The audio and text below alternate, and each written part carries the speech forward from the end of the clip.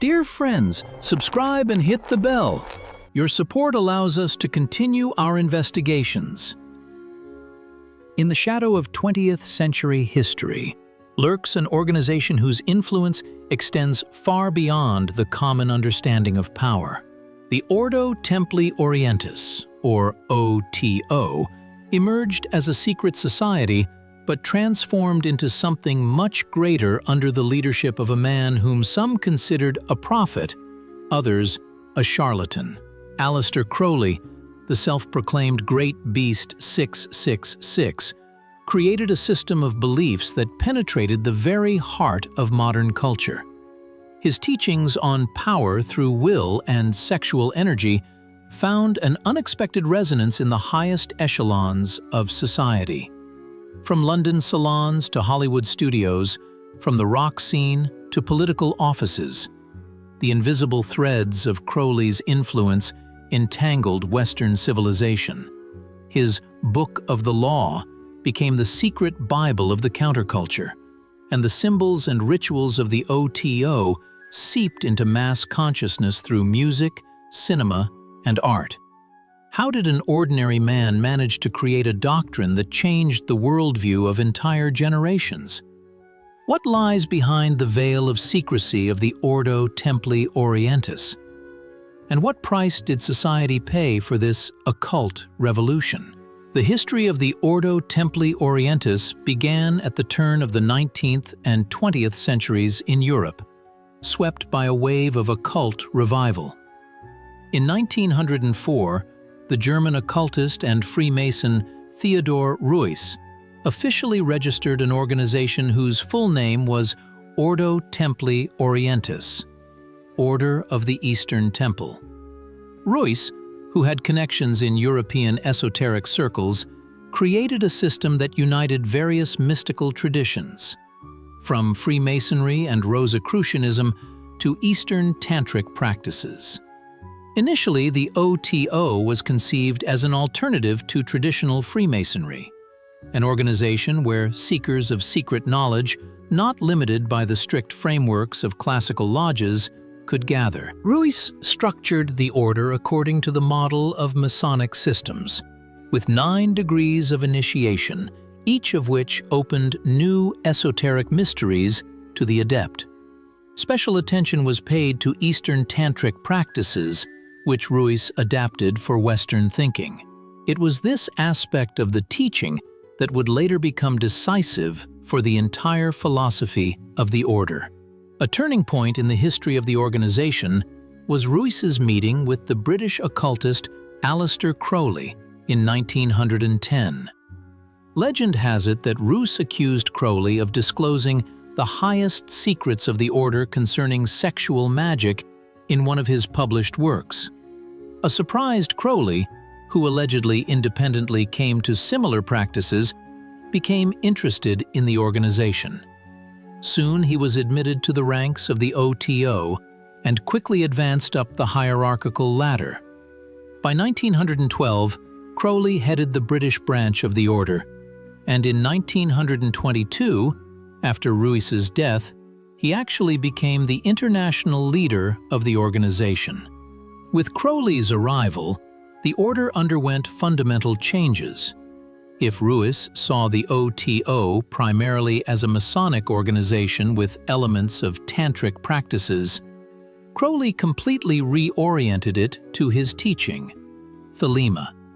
He rewrote the rituals, introduced the principles of his Book of the Law, and transformed sexual magic from one of the elements of practice into the central component of the highest degrees of initiation.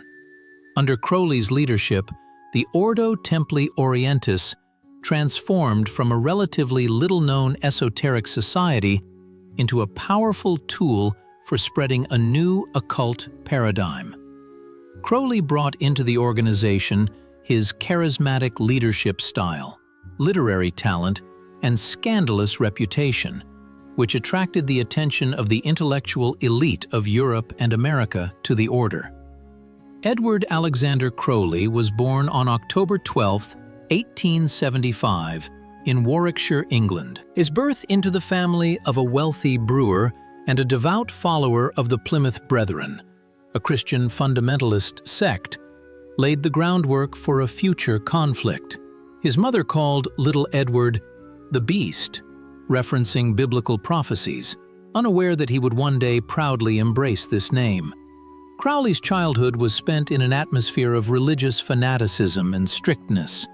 Daily Bible readings and constant reminders of the sinfulness of human nature instilled in young Edward a deep aversion to Christianity. When his father died in 1887, the 12-year-old boy experienced his first serious spiritual crisis. Crowley received his education at prestigious institutions, first at Malvern College, then Tunbridge School, and finally Trinity College, Cambridge University. It was at the university that he was introduced to occultism. Crowley devoured mystical literature, studied alchemy and Kabbalah, and in 1898 joined the occult order, the Golden Dawn. During this period, Crowley abandoned the name Edward and adopted the name Alistair, which would accompany him for the rest of his life. He actively experimented with drugs, sexual practices, and magical rituals, forming his unique system of beliefs. A turning point came in 1904, when during his honeymoon in Cairo, Crowley received a revelation from an entity named eyewitness. For 3 consecutive days from noon to 1 o'clock, he transcribed a text that he would later call the Book of the Law, the fundamental work of his teaching. In the following years, Crowley traveled the world, conquered mountain peaks, and explored Eastern spiritual practices. He created his own religious and philosophical system, Thelema, whose central tenet became the principle, "Do what thou wilt shall be the whole of the law." By the time he met Theodore Roos in 1910, Crowley already had a reputation as a scandalous magician and poet. The British press called him the wickedest man in the world after the publication of his erotic poetry and accounts of magical experiments. In April 1904, an event occurred in Cairo that forever changed Western occultism. Aleister Crowley, while on his honeymoon with his first wife Rose, received a mystical revelation. According to his testimony, for 3 consecutive days, from noon to 1 p.m., a supernatural being named eyewitness dictated to him a text that would later become known as the Book of the Law, or Liber al vel legis. This small text, consisting of 3 chapters, became the cornerstone of a new religious and philosophical system, Thelema. It proclaimed the advent of a new era, the Aeon of Horus, succeeding the previous eons of Isis and Osiris. While the former eras were characterized by the worship of the maternal principle and the cult of the suffering god, the new era proclaimed the triumph of individual will and power. The central principle of the Book of the Law is expressed in the famous phrase, "Do what thou wilt shall be the whole of the law." However, Crowley emphasized that this was not a call to primitive hedonism. Do what thou wilt meant following one's true will, the deep purpose of each individual, which they must discover within themselves through spiritual practices. The second key tenet was the phrase, "Love is the law, love under will." This formula balanced the individualism of the first principle, pointing to the necessity of harmony between personal will and cosmic forces. Initially, Crowley himself was skeptical of the received text. He even lost the manuscript and only rediscovered it 5 years later. It was not until 1909 that he fully comprehended the significance of the Book of the Law and made it the foundation of his teaching. The text contains frightening passages glorifying war and destruction, which allowed critics to accuse Crowley of preaching violence. However, followers of Thelema interpret these passages symbolically, as a description of humanity's inner struggle with its limitations. The Book of the Law is written in complex, poetic language, filled with ambiguous symbols and riddles. Crowley himself spent decades interpreting it, creating extensive commentaries. He claimed that the text contained ciphers and numerical codes that revealed the deep mysteries of the universe. At the very heart of the Order of the Eastern Temple's teachings lies a concept that has remained a secret for centuries, accessible only to selected initiates. Sexual magic is not merely an esoteric practice, but the cornerstone of Crowley's system, its most guarded secret. To understand this phenomenon, one must discard ordinary notions of sexuality as a simple physiological act. In Crowley's interpretation, sexual energy represents the most powerful creative force of the universe, a primal energy capable of transforming reality. This concept has ancient roots, traceable in the tantric practices of India and Tibet, the alchemical treatises of the West, and the Gnostic teachings of early Christianity. Crowley synthesized these traditions, creating a unique system adapted for the Western consciousness of the 20th century. In the higher degrees of the OTO, adepts were initiated into the secret of using sexual energy as a tool to achieve altered states of consciousness and manifest their will in the material world. The central idea of these practices was that the moment of sexual culmination creates a special state of consciousness in which the boundary between the physical and spiritual worlds is erased. At this point, the magician's consciousness becomes extremely susceptible to suggestion, and his will, incredibly powerful. Crowley developed a complex system of rituals where the sexual act became a sacred rite aimed at achieving specific magical goals. These practices ranged from relatively simple forms to extremely complex ceremonies, including elements of Western ritual magical art. For Crowley, sexual magic was not just a way to achieve ecstatic states, but a practical tool for transforming reality. In his diaries, he described numerous experiments aimed at materializing desired objects, attracting financial well-being, establishing contact with spiritual entities, and even influencing political events. Special attention was paid to the practice Crowley called ninth-degree magic, the order's most secret technique. According to his teaching, this practice allowed for the creation of magical children, not physical offspring, but energetic entities capable of fulfilling the magician's will on the astral and material planes. The system of initiations of the Ordo Templi Orientis represents a meticulously crafted hierarchical structure, modeled after Masonic orders, but filled with the unique content of Thelemic teachings. When Aleister Crowley took over the OTO, he reorganized the existing system, expanding it to 10 main and 3 secret degrees. Each step of this ladder of initiations not only conferred a new status, but also opened up a certain level of esoteric knowledge and practices to the adept. The neophyte's path began with the 0 degree, Minerval, symbolizing entry into the antechamber of the temple. Here, the initiate became acquainted with the basic principles of Thelema and swore an oath to keep the secrets of the order. The first 3 degrees, man and brother, magician and master magician, corresponded to traditional Masonic degrees and served as a foundation for further advancement. At these levels, the adept studied symbolic systems, the history of esoteric traditions, and the basics of ritual work. The 4th degree, perfect magician and companion of the Holy Royal Arch of Enoch, marked the transition to deeper mysteries. Here, for the first time, the veil was lifted over sexual magical practices, albeit in a symbolic form. From the 5th to the 7th degrees, the adept underwent initiation into the so-called sovereign sanctuary of the Gnosis, where the alchemical aspects of the great work, the transmutation of an ordinary human into a magical being, were studied. Of particular importance was the 8th degree, perfect pontiff of the Illuminati. At this level, autoerotic magical practice was revealed as a tool for spiritual development.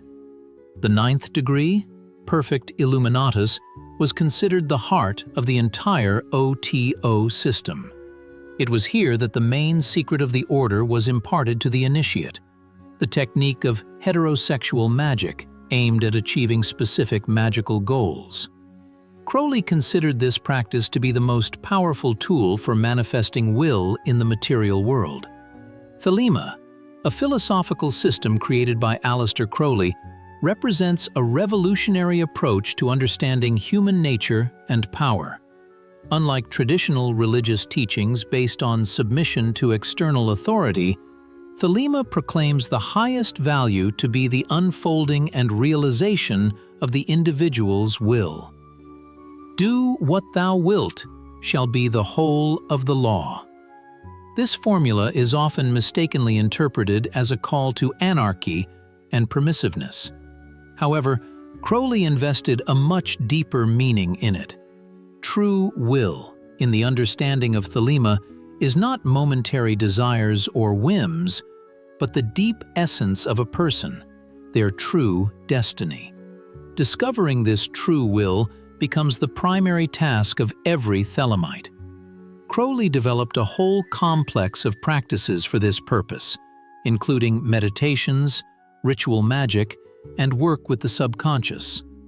Thelemic ethics radically differ from Christian morality. If Christianity speaks of humility and self-sacrifice, Thelema glorifies strength, self-realization, and power over one's own destiny. Every person, according to Crowley, is a star in the boundless cosmos, moving along their unique orbit. When stars collide, conflicts arise. Therefore, the most important principle of Thelemic ethics is non-interference in the will of others. Every man and every woman is a star, states another fundamental principle of the teaching. This formula asserts the absolute equality of people before cosmic law, regardless of gender, race, or social status. Power, in the understanding of Thelema, is primarily power over oneself. Only by overcoming one's internal limitations, fears, and prejudices can a person acquire true strength. To achieve this goal, Crowley proposed a methodology he called Yoga of the West, a synthesis of Eastern spiritual practices and Western magical art. A special place in this system was occupied by the concept of the holy guardian angel, the highest aspect of the human soul, contact with whom revealed to the adept their true will. Thelema asserts a new understanding of freedom, not as an absence of restrictions, but as a conscious following of one's true path. In this sense, Thelemic philosophy anticipated many ideas of 20th century existentialism and humanistic psychology. In 1920, Aleister Crowley arrived in Sicily with a new goal: to create a living laboratory for his teachings. In the fishing village of Cefalù, he rented an old farmhouse, which he named the Abbey of Thelema. On the walls of this modest dwelling, vibrant frescoes depicting erotic and magical scenes soon appeared, created by Crowley himself and his followers. Above the entrance, the inscription, "Do what thou wilt," the main principle of Thelemic philosophy, proudly proclaimed. The abbey became the first attempt to create a society living according to the laws of the new Aeon of Horus. A motley group of disciples gathered here: artists, poets, seekers of spiritual enlightenment, and simply adventurers drawn by the scandalous fame of the great beast. Daily life in the commune revolved around magical rituals, meditations, and the study of occult sciences. Crowley developed a strict routine that included yogic practices at dawn, intellectual pursuits during the day, and magical ceremonies in the evening.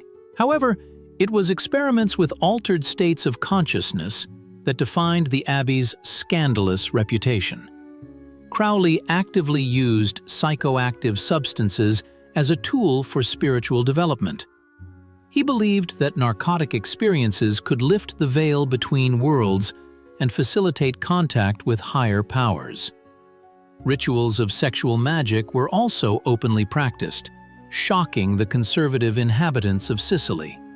Locals regarded the strange commune of foreigners with suspicion. Rumors of black magic, orgies, and satanic rites quickly spread throughout the area. The situation reached a critical point when a tragedy occurred at the abbey. The young poet, Raoul Loveday, died. Although the cause of death was an illness caused by drinking water from a local stream, Italian newspapers accused Crowley of performing a deadly ritual. The scandal attracted the attention of Benito Mussolini, who had recently come to power in Italy. The fascist regime, seeking an alliance with the Catholic Church, could not tolerate the presence of a satanic commune on Italian soil. In April 1923, Crowley received a 24-hour notice to leave the country. Thus ended the 3-year experiment to create a Thelemic commune. Despite its brief existence, the Abbey of Thelema left a deep mark on occult history. Many practices were tested here that later became part of the counterculture of the 60s. The frescoes created by Crowley have survived to this day and are considered important examples of 20th century occult art. Behind the scenes of early 20th century global politics and finance, Aleister Crowley wove an astonishingly extensive web of contacts. The man whom the press dubbed the wickedest in the world paradoxically found himself a welcome guest in the salons of high society and the exclusive clubs of the powerful. His charisma, intellect, and reputation as a master of occult sciences attracted those who sought unconventional paths to power and influence. Among Crowley's followers and interlocutors were representatives of Europe's most ancient aristocratic families. Dukes and counts, whose family histories spanned centuries, secretly attended his lectures and rituals. His influence was particularly strong on the German aristocracy, where interest in occultism traditionally combined with political ambitions. His relationship with British intelligence is noteworthy. There is documentary evidence that during the First World War, Crowley collaborated with British naval intelligence. Living in New York, he published articles in pro-German publications that painted Britain in an unflattering light in order to gain the trust of German agents. This double game allowed him to penetrate circles close to the German government and collect valuable intelligence. His handler was William Wiseman himself, the head of British intelligence in North America. No less significant were Crowley's connections with the financial elite. In the United States, his teachings resonated with industrialists and bankers seeking spiritual alternatives to traditional Christianity. Some of America's wealthiest individuals secretly financed the publication of his books and the organization of lecture tours. A special place in this network was occupied by cultural and art figures.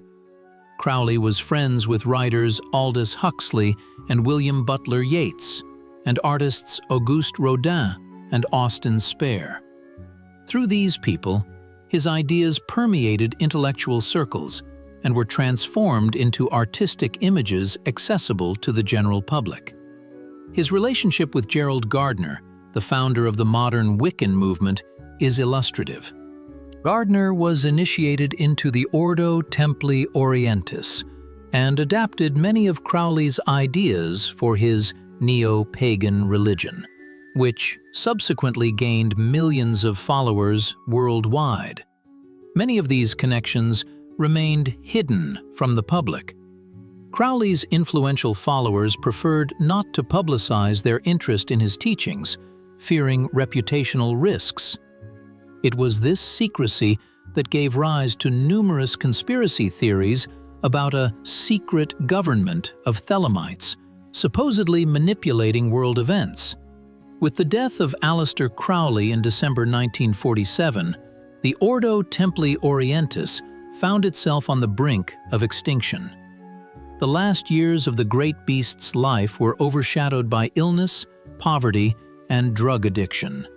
Dying in a modest boarding house in Hastings, he left no clear instructions regarding the succession of power in the organization, which led to an immediate struggle for his legacy.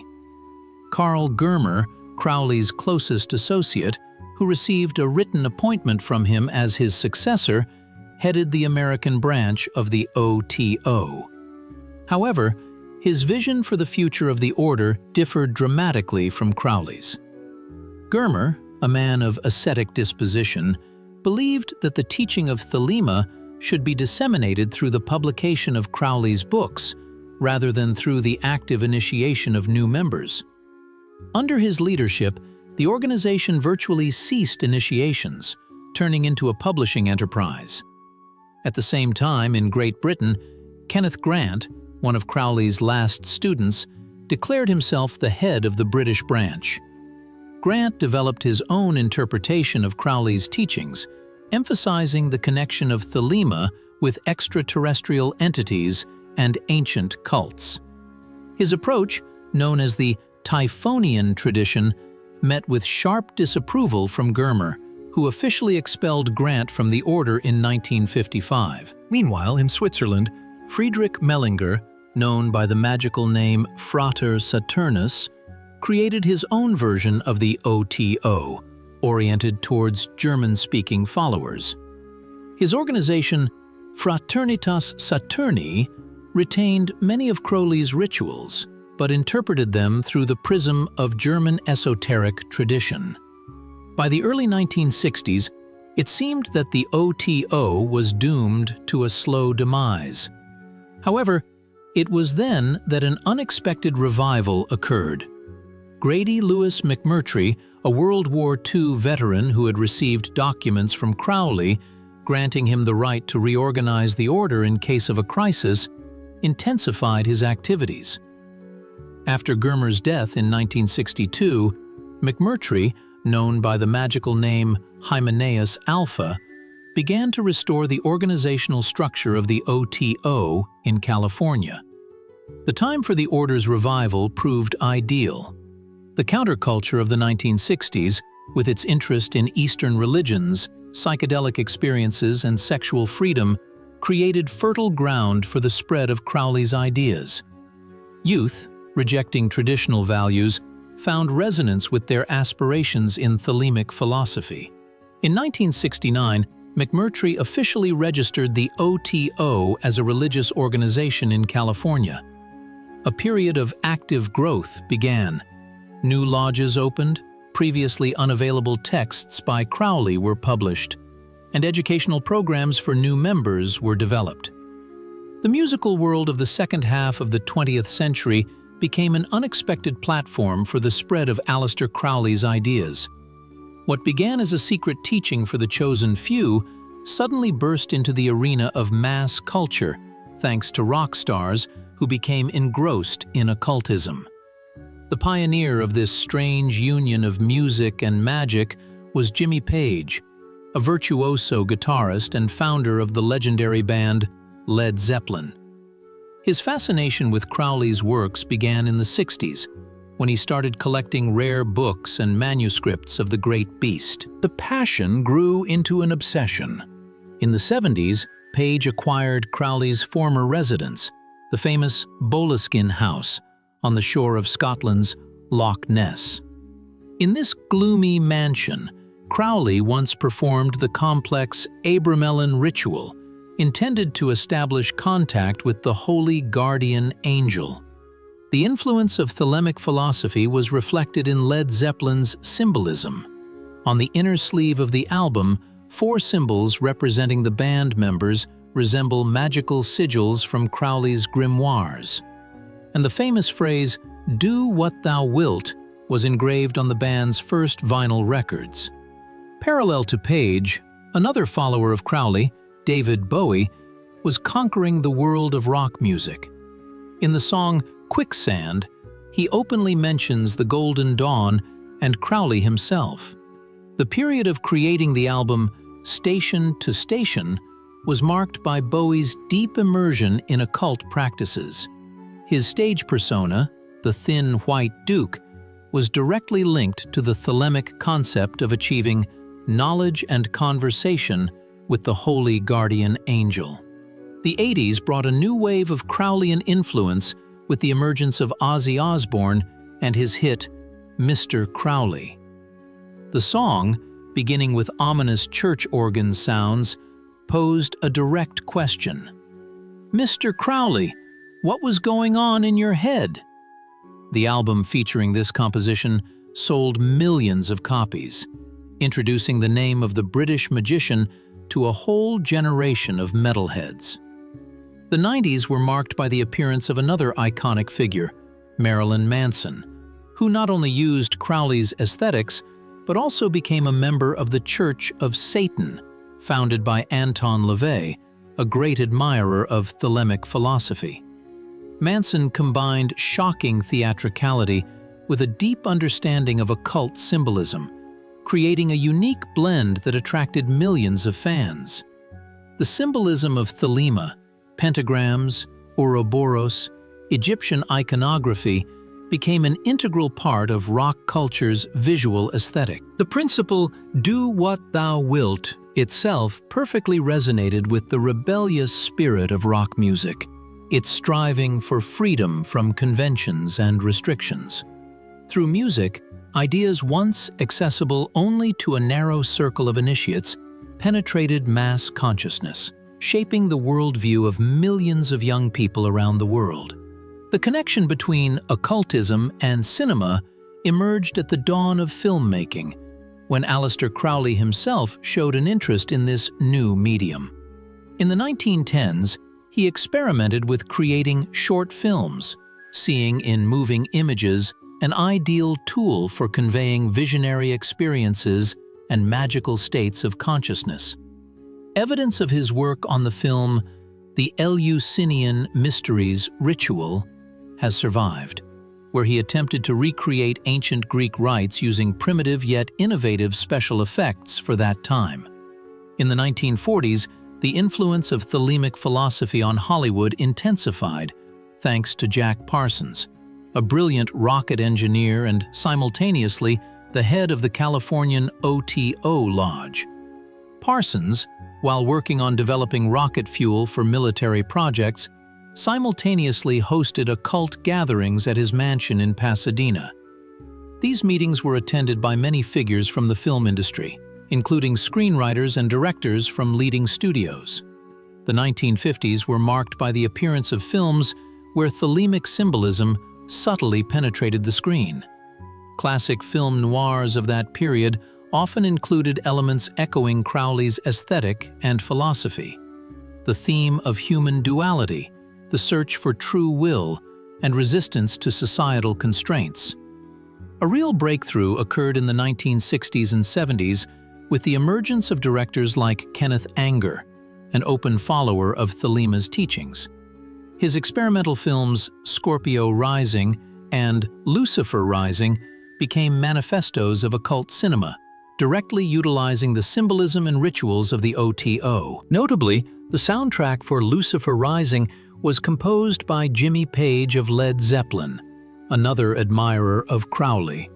In mainstream cinema, thelemic ideas penetrated more subtly.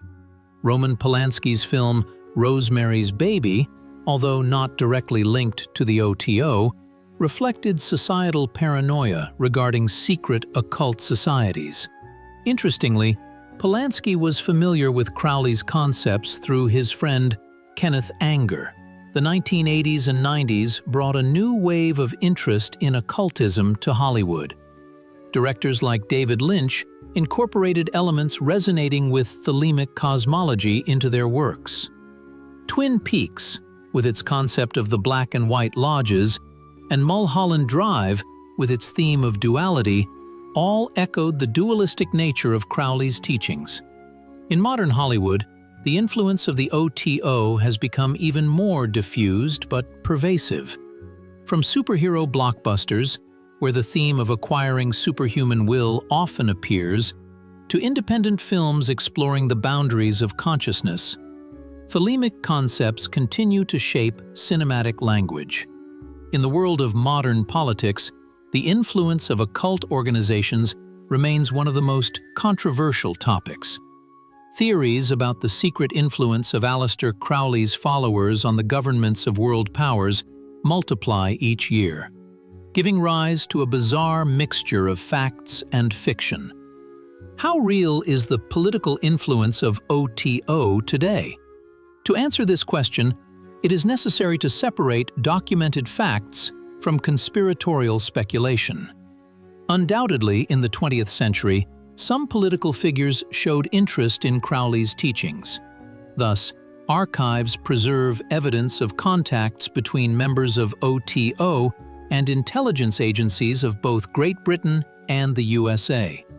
Crowley himself collaborated with British intelligence during the First World War, which is confirmed by declassified documents. However, claims about the existence of some secret network of Thelemites controlling governments have no documentary confirmation.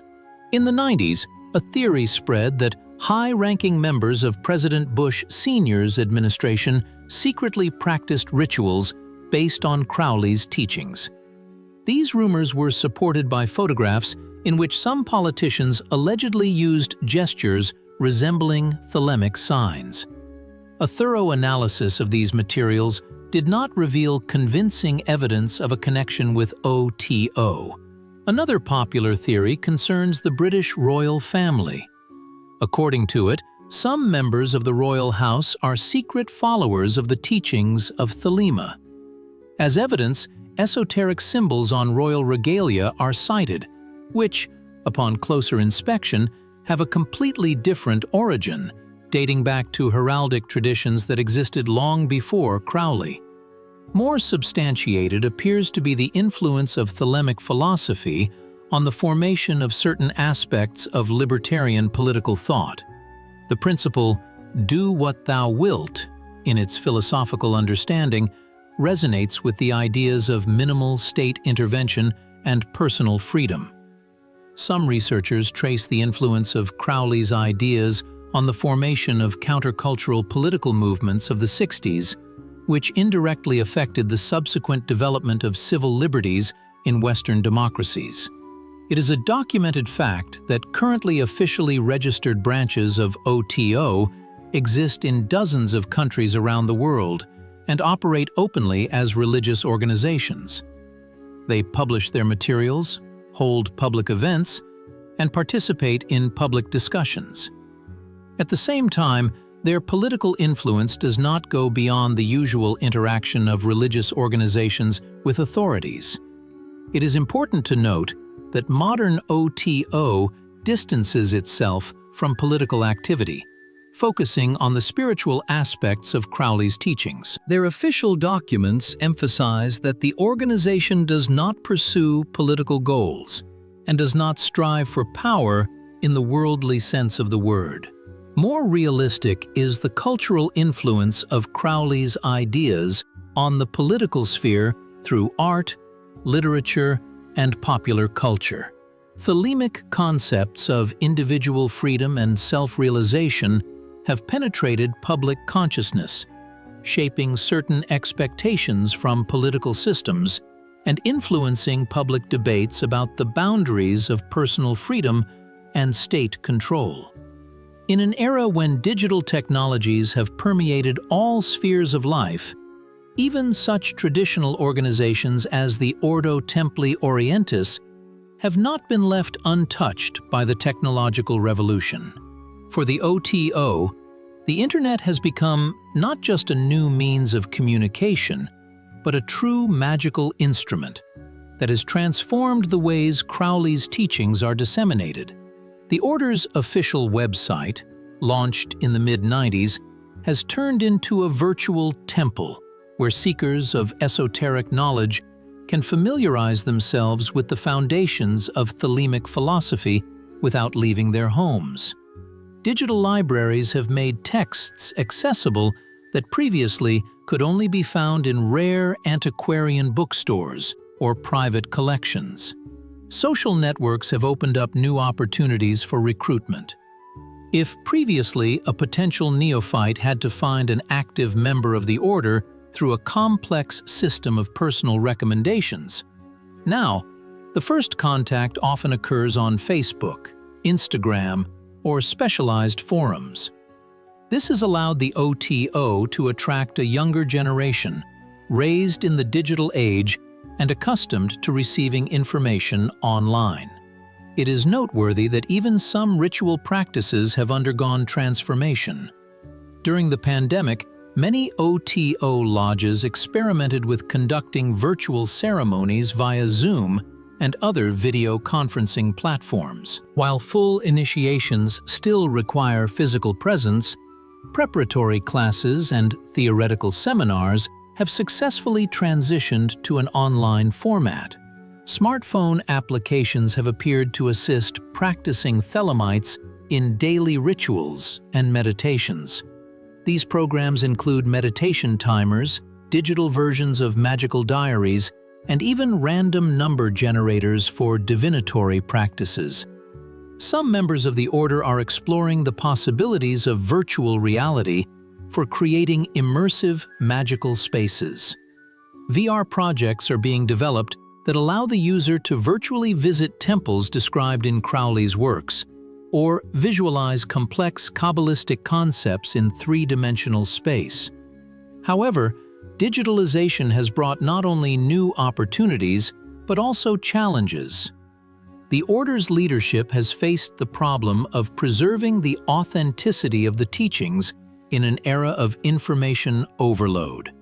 The Internet has seen the emergence of many self-proclaimed experts in Thelemic magic, offering simplified or distorted versions of Crowley's practices.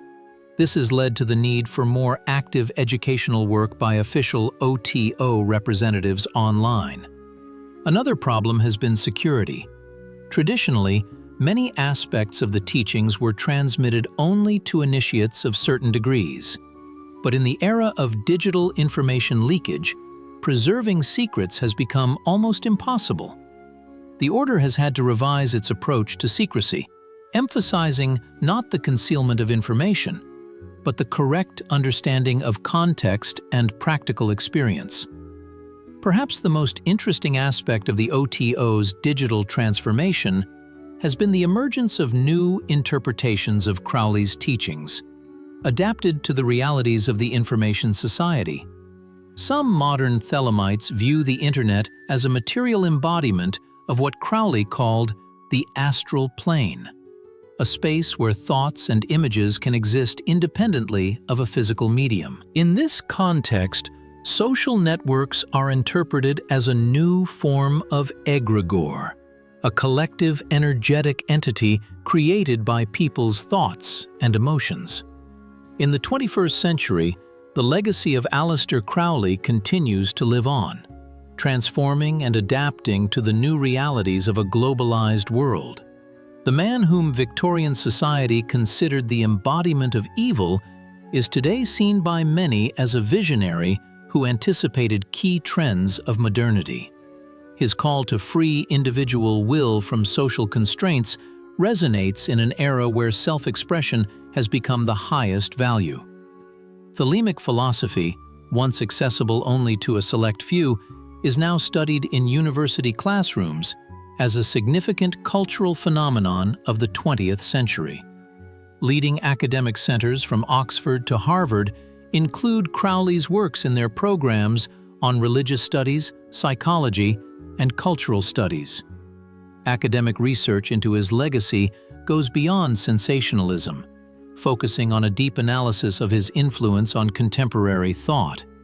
The Ordo Templi Orientis, having survived periods of decline and revival, today functions as an international organization with branches in 40 countries worldwide.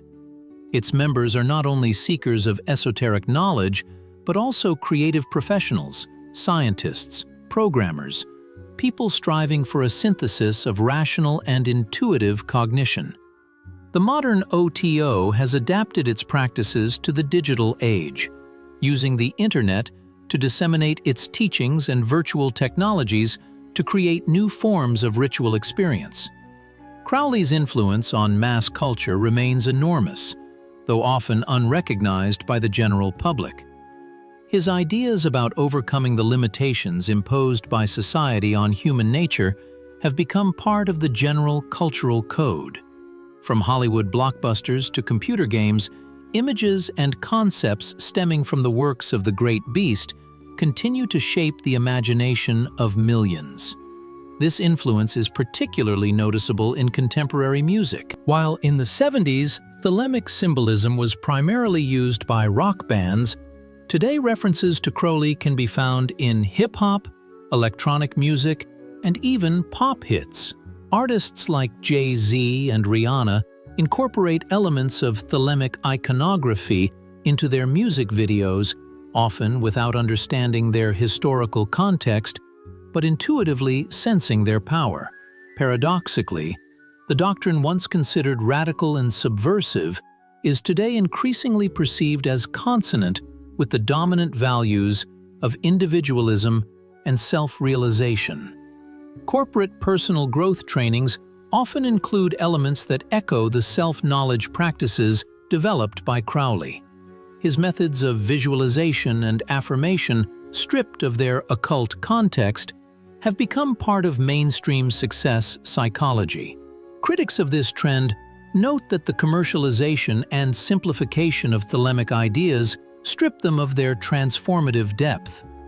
Torn from its context, the principle, "do what thou wilt," easily turns into a justification for consumer egoism, which contradicts Crowley's original intention of seeking true will. Nevertheless, in an era of global crises and uncertainty, some aspects of thelemic philosophy acquire a new resonance. The idea of the advent of a new era, requiring a radical re-evaluation of outdated moral systems, resonates with the feeling of many that humanity is on the verge of fundamental changes. Perhaps Aleister Crowley's main legacy is not specific rituals or texts, but the very idea of the possibility of creating a new ethics corresponding to the changed state of the world and consciousness.